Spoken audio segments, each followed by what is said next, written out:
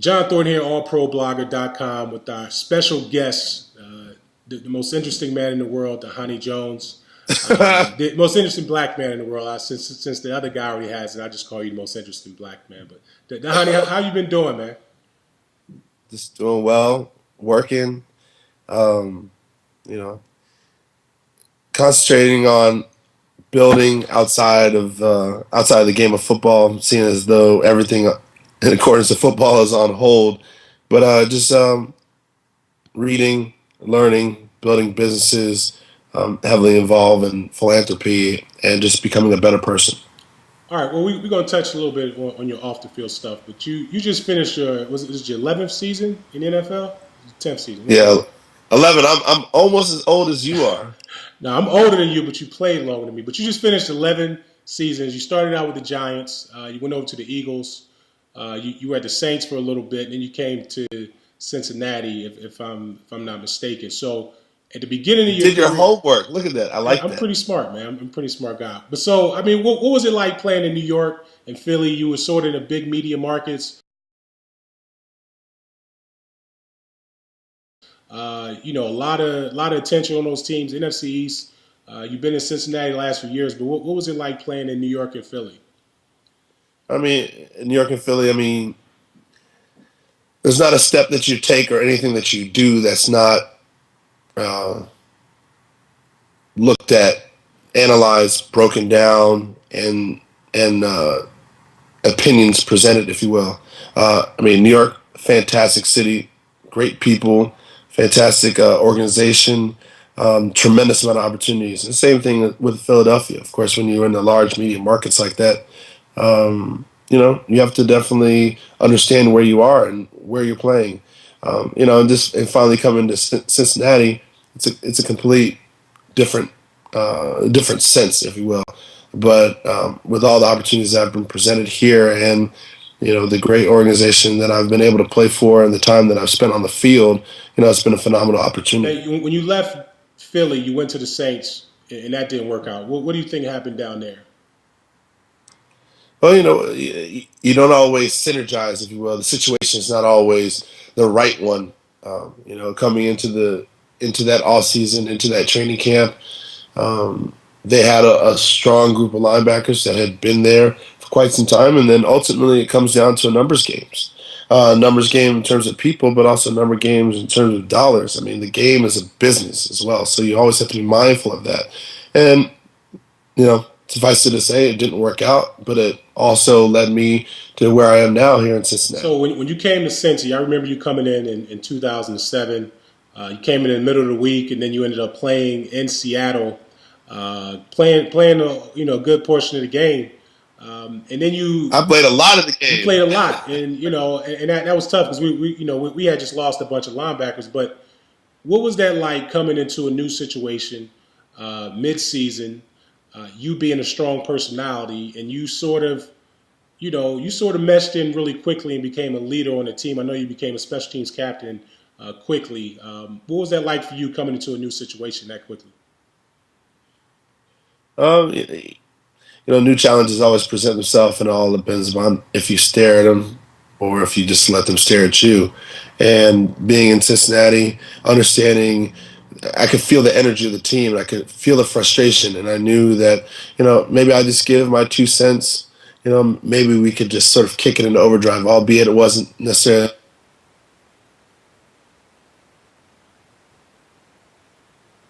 this ending to the season. All of us were great things. I mean, you were right there. You were in front of me at the D line position and D tackle, and sometimes you're out there at the end. But when we really synergized and everything came together, we knew that the opportunities would be out there and we'd be successful.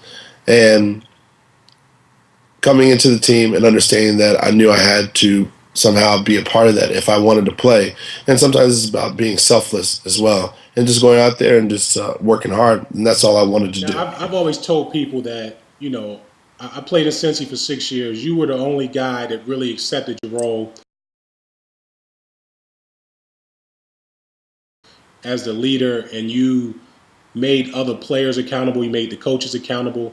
I don't think the fans realized that. I don't think the media realizes that. So you being, your contract being up, do you think you're going to come back here, or do you think that that's a possibility? Because I think the Bengals have accepted you personally. They've accepted your leadership. They've allowed you to sort of help the team, and now your contract's up. What do you think's going to happen? I have no idea. We don't even know what's happening with the game of football. I mean, they just almost try to take away kickoffs. So Yeah. when you look at a situation like that, you don't know. You're kind of caught between a rock and a hard spot. But that may help you because you know the defense code and you know everything. And even if they try to replace you with a certain linebacker, whatever, you know Who a certain everything. And linebacker, so Ray it's Maluga. yeah. So it was right, and that's what everybody's saying. But if it's a shortened off season, bringing you back might be a priority. They might bring you back, have to pay you some money just to get through that one season. Are you open to that? I think I'm always open to conversation. Yeah. I'm always open to possibilities. I don't think I ever want to shut myself out from doing something like that. I mean, I love being here in Cincinnati. People have their own differing opinions, if you will, but there's a certain calm, if you will, being here, and I enjoy it. So of course I'd be open to that possibility. I know there's a lot of guys, a lot of guys that love to play the game, a lot of guys that play the game well. Uh, you know, Yeah. and Ray is a tremendous middle linebacker. I mean, I know when you see him spark, he sparks. It's about getting him clicking on all cylinders all the time, and he's almost to that point. All right. Well, I mean, I definitely think the Bengals should bring you back. You look in Pittsburgh, you got James Ferrier. He's an older guy, still doing it. Ray Lewis still doing it. So I definitely think that Honey Jones should be back in Cincy. But taking it But to per John Thornton, they look at you sideways when you turn 30. It doesn't matter where that you are. happened to me. That's why I couldn't come back because I couldn't come back in a different role and them not respect me the same way. And that's difficult. That's why I asked you that question because I knew I would come back as a swing player in tackle. I wasn't going to be making the same money that I made. I was okay with that, but I just wanted the same respect there. And I know once you get to that certain age, the respect isn't there. So it was difficult for me. So I decided to leave. But I know you still can go. That's why I was asking you. You know what I'm saying? But I do think you should be back. I'll speak for you. I know you can't say that, but I'll speak for you. As far as your off the field efforts, tell me what you're into as far as charities, business wise. I know you got a lot going on. Tell the fans out there what you're into. No, the main thing I'm focused on right now is, of course, bow tie cause, and we've worked with a tremendous amount of organization. I started wearing ties because my friend challenged me. If I want to be anybody, I got to rock the bow tie. He got sick with cancer, and he fought through cancer, and I supported him by wearing a bow tie. And since its inception, we've worked with over 15 organizations, sold over 4,000 ties, and impacted countless individuals. And it's been a phenomenal experience. We continue to do so. I mean, we've raised over $200,000, if you will, for other organizations. And with bow ties for cause, we focus on four basic principles: self-representation, service, collaboration, and critical thought. And collaboration, as well as serving others, is very important to us, especially moving forward into, as we start to develop our side of the bow tie foundation and working with young black males in education. It's an extreme importance. You look at the educational field and you look at people working towards educational reform. You look at people within the public sector, within the private sector, the charter and the experiential, if you will, Montessori perspective of a school system. And you go through the amount of kids and you go through all the genders, you go through all the race and background, and you find young black males at the bottom of the totem pole, if you will, and there needs to be some direction. There needs to be a lot of programs directed towards bringing them back into the fray, if you will. We, as a United States, we suffer educationally wise, being at the bottom of the totem pole, but at the top of confidence, if you will. So. My efforts are to bring up those that look like me to be educated, much like I feel as though I am, especially graduating from the University of Michigan, and setting the course for those that are coming up now, if you will. Everything that I do up to this point, the way that I play football, the way that I write, the way that I participate with Bow Ties for a Cause. Everything I do, even within business, is to set a precedence, if you will, to lay a foundation for those that are coming afterwards. As I move towards different opportunities and different careers, I just hope to sort of, you know, you know, be be a role model, if you will, for young black males that are saying, you know what, if I feel like being a businessman, I can do that. If I want to work in philanthropy, I can do that. If I want to play football, fine. If I want to be a doctor, then great. All these opportunities are out there, but education, of course, is key. Now you have a global presence. Do you do a lot of stuff in Cincinnati, or is it you do most of your things around the country, or is it where are your foundation efforts centered? The hub, if you will, is here in Cincinnati. And a lot of those organizations I've worked with have been here in Cincinnati, and and then we kind of go from here into Chicago, into California, into New York, into Arkansas, into Atlanta, into Texas. Texas with the Livestrong Foundation, California with the Pablo Foundation, Arkansas Children's Hospital. You know, you can go down the line with the amount of organizations that we've been working with, and it's really been phenomenal. It's serving over steering. It's helping people. That's part of the reason why I started the Bowtie Cafe in Mount Adams. Is a place where people can come and have coffee. They can have cocktails, but the most important word here is conversation. Conversation is paramount.